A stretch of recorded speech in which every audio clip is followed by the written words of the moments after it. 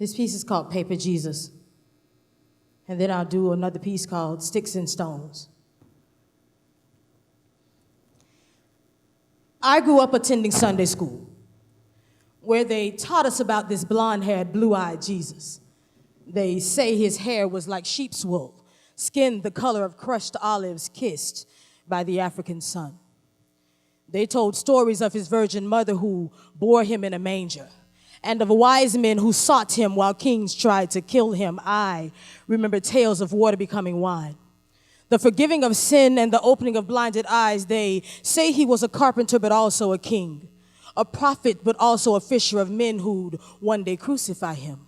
They say his voice was like lightning, eyes like the ocean, hands shaped like keys that unlock prison doors. They say this Jesus even walked on water, fed 5,000 with 2 fish and 5 loaves, clothed humanity in his God-sized love. They say he was the fulfillment of prophecy, was even crucified for me. Still I held his image in picture frames and limited his power to the red letters on the pages of my barely used Bible. He was my paper Jesus, the one I sang about but struggled to live for. See, like a modern-day Pharisee, I refused to see that the salvation Jesus offered was actually for me, so I continued my pursuit of happiness until religion got old. My heart grew cold, and I could no longer pretend or blend in. When I could no longer write my way into healing or sing my way into feeling like everything was okay. That was the day I threw my paper Jesus away, took him from the pages and placed him in my heart. That was the start of relationship and the end of my religion. I became the first of Peter's 2 and 9, chosen, royal, holy, peculiar, the apple of his eye, the reason that he died, choosing momentary separation from the Father so I never know that feeling. I now recognize that healing rests in his hands. Being both God and man, he's Alpha and Omega, my beginning, my end. He's the lily when my valley is filled with shadows of death. He's the light of the world, Emmanuel, the anointed one, the only begotten Son, Christ, the Lamb, the great I am, the Lion of Judah's tribe, preparing us to be his bride. He's the Almighty, the perfect example of humanity. Still, he's clothed in divinity, and he's no longer just red letters to me. Give God praise.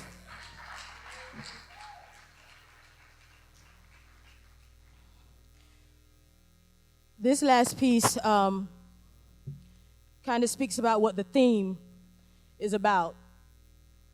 Speaking life, the power of words. And most of you know that old saying that says, sticks and stones may break my bones, but words will never hurt me. But how many know that's a lie? That words can do more damage than any physical object or any kind of physical beating sometimes can do. You'll heal from the physical sometimes before you will the emotional. So this piece is dedicated to the hurting, it's dedicated to the hopeless, it's dedicated to anybody that's still traumatized by words that have been spoken, that your healing has come in Jesus' name.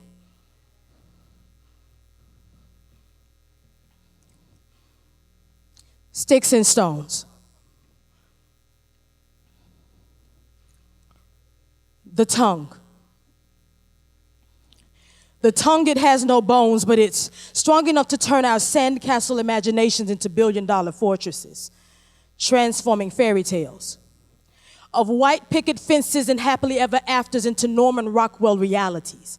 See, I'm proof that given the right motivation, even a project child will dream.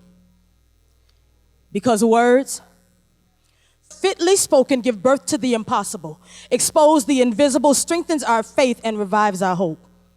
Our words are like mirrors, reflecting the good and the bad that lies in the corners of our hearts. So let's go back to the start, the tongue. It has no bones, but it's powerful enough to make our heavy burdens feel like pillow fights. That same tongue, while delicate enough to be bruised, is strong enough to break the back of even the mightiest of kings. This tiny member has no arms, no legs, but it takes our thoughts by the hand and walks them down windpipes of the reckless, spewing our heart's contents, reducing mountains of confidence to rubble, leveling strong towers with each syllable, for it is written that by God's words our world was framed. Words can be used to build confidence, or they can bring shame. You see, what you hear becomes what you think, and what you think becomes what you speak. What you hear becomes what you think, and what you think becomes what you speak. You say it. What you hear becomes what you think, and what you think becomes what you speak. You say it. What you hear becomes what you think, and what you think becomes what you speak. For I have heard that man is not sustained by the bread we eat, but by the word God speaks into our hearing. But what happens when the voice you hear loudest comes from razor-lined cheeks and lips laced with violence? What happens when the voice you hear loudest comes from razor-lined cheeks and lips laced with violence? What happens when the one who birthed you uses words to kill you? You're going to be just like your daddy, she said. And he was a drunk, so I became one, losing myself in bottles, hoping to somehow find him. Sticks and stones will break my bones, but words would never hurt me.